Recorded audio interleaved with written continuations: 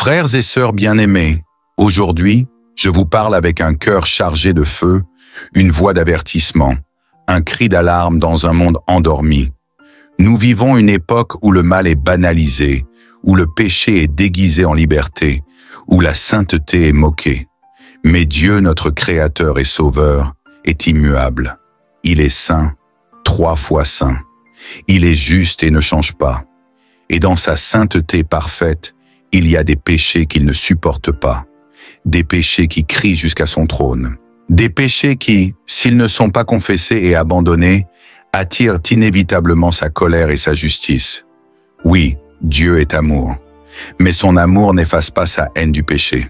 Le Dieu d'amour qui a donné son Fils unique pour notre salut est aussi un Dieu de justice, qui jugera toute iniquité.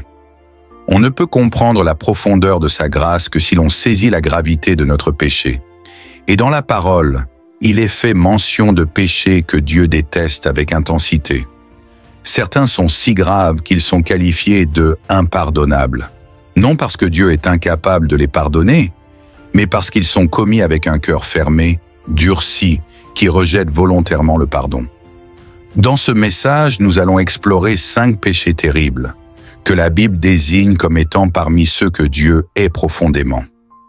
Nous allons scruter les Écritures, discerner le cœur de Dieu et surtout nous examiner nous-mêmes à la lumière de sa vérité. Car ce message n'est pas une condamnation, c'est une grâce, c'est un appel à la repentance, c'est une opportunité de transformation. Prépare ton cœur, bien-aimé, car ce message est un miroir. Peut-être que tu t'y verras, peut-être que l'Esprit te convaincra, mais ne fuis pas. Reste, écoute, et si Dieu parle, réponds. Premier, le blasphème contre le Saint-Esprit. Frères et sœurs en Christ, parmi tous les péchés que l'homme peut commettre, un seul est qualifié d'impardonnable dans les paroles mêmes de notre Seigneur Jésus-Christ. Ce n'est pas le meurtre, ni l'adultère, ni même le reniement. C'est ce que Jésus appelle le blasphème contre le Saint-Esprit. Dans Matthieu 12, 31 à 32, Jésus déclare solennellement « C'est pourquoi je vous dis, tout péché et tout blasphème sera pardonné aux hommes, mais le blasphème contre l'Esprit ne sera point pardonné. Quiconque parlera contre le Fils de l'homme, il lui sera pardonné. Mais quiconque parlera contre le Saint-Esprit, il ne lui sera pardonné ni dans ce siècle, ni dans le siècle à venir. » Ces paroles sont redoutables. Elles ne sont pas prononcées à la légère. Elles ne sont pas des menaces pour nous faire peur, mais une vérité spirituelle d'une gravité absolue. Pourquoi ce péché est-il impardonnable? Pourquoi Dieu, qui est riche en miséricorde, d'un amour infini, dit-il qu'il ne pardonnera pas ce blasphème, ni dans le présent, ni dans l'éternité? Pour comprendre cela, il nous faut revenir au contexte. Jésus venait de guérir un homme démoniaque, aveugle et muet. La foule était émerveillée, mais les pharisiens, dans leur orgueil et leur incrédulité, ont attribué cette œuvre du Saint-Esprit au diable. Ils ont dit « Cet homme ne chasse les démons que par Béelzébul, prince des démons. » Matthieu 12, 24. C'est à ce moment précis que Jésus prononce son avertissement sur le blasphème contre le Saint-Esprit. Ces hommes religieux, qui avaient vu la puissance de Dieu de leurs propres yeux, qui avaient été témoins d'un miracle authentique accompli par la main du Saint-Esprit, ont choisi de qualifier cette œuvre divine d'œuvre démoniaque. Ce n'était pas de l'ignorance, ce n'était pas un doute passager, c'était un rejet volontaire, lucide, délibéré, d'une vérité spirituelle évidente. Qu'est-ce que le blasphème contre le Saint-Esprit? Ce n'est pas une simple insulte contre Dieu. Ce n'est pas une pensée blasphématoire surgissant dans un moment de faiblesse ou de colère. Ce n'est même pas un refus initial de l'Évangile. Le blasphème contre le Saint-Esprit, c'est une attitude permanente de rejet et de résistance au témoignage de l'Esprit dans le cœur. C'est une opposition persistante, consciente et volontaire à l'œuvre de conviction du Saint-Esprit. Jean 16, 8 à 9 nous explique que le Saint-Esprit vient convaincre le monde de péché, de justice et de jugement. C'est lui qui parle à nos cœurs. C'est lui qui nous montre notre besoin d'un sauveur. C'est lui qui nous pousse à la repentance. Quand un homme ou une femme, malgré toutes les preuves, malgré tous les appels, choisit encore et encore de résister, de rejeter, de mépriser l'Esprit de Dieu, il en vient à endurcir son cœur au point de ne plus pouvoir se repentir. Ce n'est pas que Dieu refuse de pardonner, c'est que le pécheur se rend incapable de recevoir le pardon. Son cœur est devenu insensible. Sa conscience est cautérisée, il n'écoute plus, il ne répond plus. Il appelle le bien mal et le mal bien. Il ferme volontairement la porte de la miséricorde. Hébreux 10:26-29 dit « Car si nous péchons volontairement après avoir reçu la connaissance de la vérité, il ne reste plus de sacrifice pour les péchés. De quel pire châtiment pensez-vous que sera jugé digne celui qui aura foulé aux pieds le Fils de Dieu, qui aura tenu pour profane le sang de l'Alliance et qui aura outragé l'Esprit de grâce? Blasphémer contre le Saint-Esprit, c'est le traiter comme un menteur. C'est dire « Je sais que c'est vrai, mais je ne veux pas. Je refuse. » Et cela, encore et encore, jusqu'à ce que la voix de Dieu s'éteigne dans le cœur. Le problème n'est pas un acte isolé, mais une attitude, un endurcissement progressif, une apostasie volontaire. Ce message est un avertissement, mais aussi une grâce. Si aujourd'hui tu entends encore la voix de Dieu, si tu sens encore la conviction du Saint-Esprit, si tu es troublé par ton péché, alors tu n'as pas commis le blasphème contre le Saint-Esprit. Car celui qui l'a commis ne s'inquiète plus. Il est déjà dans les ténèbres, sans désir de lumière. Mais prends garde, bien-aimé. Ne joue pas avec la grâce. Ne repousse pas l'appel de Dieu. Ne dis pas « Je me repentirai demain ». Car chaque refus rend le cœur plus dur. Chaque non au Saint-Esprit affaiblit la voix divine. Et un jour, ce non pourrait être le dernier. Hébreux 3:7-8 nous dit « Aujourd'hui, si vous entendez sa voix, n'endurcissez pas vos cœurs. Dieu veut te sauver, il veut te libérer, il veut t'attirer à lui, mais il ne forcera jamais ton cœur. Il t'appelle avec amour, avec patience, mais il n'attendra pas indéfiniment. » Comment ne pas tomber dans ce péché? Premier, reste humble devant Dieu. L'orgueil est souvent la porte de l'endurcissement. Lorsque nous pensons tout savoir, lorsque nous refusons d'être corrigés, nous devenons insensibles à la voix du Saint-Esprit. Deuxième, réponds rapidement à la conviction. Quand l'Esprit te parle, ne tarde pas. Confesse ton péché. Repens-toi. Reviens au Seigneur sans attendre. Troisième, sois attentif à ta conscience. Ne méprise pas les avertissements. Dieu utilise parfois une simple prédication, une lecture biblique, une parole dans ton cœur pour t'avertir. Écoute. Quatrième, cherche la vérité avec un cœur sincère. Dieu se révèle à ceux qui le cherchent. Ne ferme pas ton esprit. Approche-toi de lui et il s'approchera de toi. Cinquième, prie pour un cœur sensible. Demande au Seigneur un cœur de chair, un esprit docile, une oreille attentive. Prie comme David. Ô Dieu, crée en moi un cœur pur, renouvelle en moi un esprit bien disposé. Psaume 51, 10. Le blasphème contre le Saint-Esprit n'est pas un mystère inaccessible, ni une malédiction qui tombe au hasard. C'est le fruit d'un choix prolongé, d'un refus volontaire et conscient de la vérité divine. Et ce choix mène à la perdition. Mais aujourd'hui, il est encore temps. La porte de la grâce est ouverte. Le sang de Jésus a été versé. Le Saint-Esprit t'appelle. Il frappe à la porte de ton cœur. N'attends pas qu'il soit trop tard. Ne joue pas avec l'éternité. Écoute, réponds, repens-toi, et tu vivras. Deuxième orgueil, la racine de tous les maux. Frères et sœurs, l'orgueil est plus qu'un simple sentiment de supériorité. C'est une attitude de cœur qui place l'homme au centre, qui refuse de se soumettre à Dieu et qui cherche à s'élever au-dessus des autres. L'orgueil est ce péché originel qui a précipité la chute de Lucifer, l'ange de lumière, devenu Satan. Ésaïe 14, 13-15 nous rapporte les paroles de son cœur. « Je monterai au ciel, j'élèverai mon trône au-dessus des étoiles de Dieu, je serai semblable au Très-Haut. » Mais Dieu le fit descendre au séjour des morts. L'orgueil précède la ruine, nous dit Proverbe 16-18. L'orgueil est dangereux parce qu'il est souvent invisible à nos yeux. Il se cache derrière nos réussites, nos talents, nos ministères, nos jugements sur les autres. Il nous pousse à croire que nous n'avons pas besoin de Dieu, que nous savons mieux que lui, que nous sommes bons en nous-mêmes. C'est un poison subtil qui nous éloigne du trône de la grâce. Dieu est l'orgueil.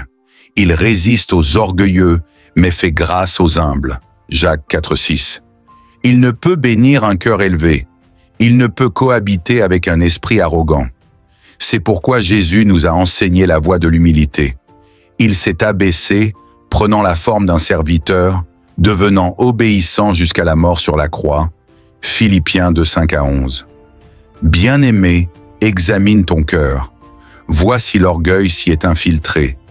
Es-tu prompt à te justifier, à mépriser les autres, à ne pas écouter les conseils, à rechercher la gloire? C'est le moment de te repentir, car l'orgueil non confessé mène à la chute, à l'aveuglement spirituel, à la séparation d'avec Dieu. L'humilité, au contraire, attire la faveur divine. Dieu élève ceux qui s'abaissent. Il exauce les humbles. Il se révèle à ceux qui reconnaissent leur petitesse. Que ton cœur soit brisé devant lui, qu'il se soumette à sa volonté, car c'est dans l'abaissement que tu trouveras l'exaltation. Troisième, l'hypocrisie religieuse. L'un des péchés qui a le plus provoqué la colère de Jésus-Christ durant son ministère terrestre est l'hypocrisie religieuse. Il a prononcé des malheurs, non contre les prostituées ou les collecteurs d'impôts, mais contre les pharisiens, les scribes, ceux qui prétendaient servir Dieu tout en vivant dans la duplicité. Matthieu 23 est une dénonciation cinglante de cette hypocrisie. L'hypocrisie religieuse, c'est faire semblant d'aimer Dieu alors que notre cœur est loin de lui. C'est prier pour être vu, jeûner pour être admiré, donner pour être applaudi. C'est afficher une façade pieuse tout en nourrissant le péché dans le secret. C'est enseigner des choses que l'on ne pratique pas. C'est juger sévèrement les autres tout en excusant ses propres fautes. Pourquoi Dieu est-il autant ce péché? Parce qu'il trompe, il scandalise, il profane le nom de Dieu. Les hypocrites sont des acteurs spirituels. Ils utilisent la foi comme un déguisement. Ils sont des obstacles à la vérité. Ils éloignent les âmes de Dieu. Jésus les appelle des sépulcres blanchis, beaux à l'extérieur, mais remplis de pourriture à l'intérieur. Et pourtant, nous sommes tous tentés par l'hypocrisie. Il est plus facile de jouer un rôle que d'être vrai. Il est plus confortable d'avoir l'apparence que d'avoir la substance. Mais Dieu voit le cœur. Il ne regarde pas comme les hommes. Il veut la vérité dans le secret, l'authenticité dans l'intimité. Bien-aimés, rejetons toute forme d'hypocrisie. Soyons vrais devant Dieu. Confessons nos failles. Recherchons la sainteté, pas la réputation. Que notre foi soit vécue, pas seulement proclamée. Car ce n'est pas celui qui dit « Seigneur, Seigneur » qui entrera dans le royaume, mais celui qui fait la volonté du Père. Quatrième, l'injustice envers les faibles. Dieu a un cœur particulier pour les opprimés, les pauvres, les veuves, les orphelins, les étrangers. Toute la Bible est remplie d'avertissements contre ceux qui abusent de leur pouvoir, qui écrasent les plus vulnérables, qui détournent le droit, qui exploitent les faibles. L'injustice est un cri qui monte jusqu'au ciel, et Dieu, le juste juge, entend. Dans Michée 6:8, Dieu nous dit ce qu'il attend de nous. Pratiquer la justice, aimer la miséricorde, et marcher humblement avec ton Dieu. Quand nous faisons preuve d'injustice, nous contredisons le caractère même de Dieu. Nous renversons l'ordre de sa création. Nous piétinons son image en l'autre. Il y a tant de formes d'injustice, la corruption, les discriminations, l'abus d'autorité, le mépris des pauvres, le mensonge en justice, le favoritisme. Chaque fois que nous profitons des autres, que nous refusons l'équité, que nous trichons ou que nous restons silencieux face au mal, nous participons à l'injustice. Mais Dieu ne reste pas indifférent. Il prendra la défense des faibles. Il jugera les oppresseurs. Il punira ceux qui enrichissent aux dépens des autres. Ésaïe 10, 1-3 proclame un malheur sur ceux qui prononcent des lois iniques, qui privent les pauvres de leurs droits. Frères et sœurs, soyons les défenseurs de la justice. Agissons avec droiture. Aimons notre prochain. Aidons les opprimés. Par nos choix, notre voix, notre générosité, portons le reflet du Dieu juste. Car celui qui a pitié du pauvre prête à l'Éternel, et il lui rendra selon son œuvre. Proverbe 19, 17. Cinquième, le rejet de Jésus-Christ. Jésus-Christ est le chemin, la vérité et la vie. Nul ne vient au Père que par lui. Jean 14, 6. Rejeter Jésus, c'est rejeter la vie. C'est refuser la lumière. C'est préférer les ténèbres. C'est le plus tragique des choix, car c'est le seul qui a des conséquences éternelles. Dieu a tant aimé le monde qu'il a donné son Fils unique. Jean 3, 16. Mais celui qui ne croit pas est déjà condamné, parce qu'il n'a pas cru au nom du Fils unique de Dieu. Le rejet du Christ, ce n'est pas seulement une indifférence intellectuelle. C'est une opposition à l'amour divin. C'est dire à Dieu, « Je n'ai pas besoin de ton salut, je me suffis à moi-même. » Et pourtant, Jésus est venu chercher et sauver ceux qui étaient perdus. Il a tendu les bras, il a pleuré sur Jérusalem, il a supplié les hommes de venir à lui, il a supporté la croix, il a versé son sang, et aujourd'hui encore, il appelle, il frappe à la porte, mais beaucoup ferment leur cœur. Ce rejet est souvent subtil, il peut se manifester par la procrastination spirituelle, je me convertirai plus tard, ou par l'orgueil, je n'ai pas besoin de religion, ou par l'apostasie, ceux qui ont connu la vérité mais qui l'abandonnent. Frères, sœurs, il n'y a pas de salut en dehors de Jésus. Aucun autre nom n'a été donné par lequel nous devions être sauvés. Acte 4, 12. Rejeter le Fils, c'est perdre tout. Mais croire en lui, c'est avoir la vie éternelle. Ce message n'a pas été écrit pour condamner, mais pour avertir, pour alerter, pour réveiller. Car l'heure est grave, le péché est réel, le jugement est proche, mais la grâce est encore disponible. Le sang de Jésus crie mieux que celui d'Abel. Il parle de pardon, de réconciliation, de salut. Peu importe ton passé, peu importe la gravité de tes fautes. Si aujourd'hui tu entends sa voix, n'endurcis pas ton cœur. Repens-toi, reviens à Dieu, confesse tes péchés, abandonne-les. Et il te recevra, il t'aimera, il te lavera, il fera de toi une nouvelle créature. Ces péchés que nous avons étudiés sont sérieux. Ils détruisent l'âme, ils attristent Dieu, ils séparent de la vie. Mais en Christ, il y a toujours une issue. Tant que le souffle est en toi, tant que ton cœur bat, il y a de l'espérance. Choisis aujourd'hui la vie, choisis la repentance, choisis Jésus, et marche dans la lumière, car il revient bientôt. Et heureux celui qu'il trouvera fidèle, humble, repentant. Que la paix de Christ soit avec toi. Amen.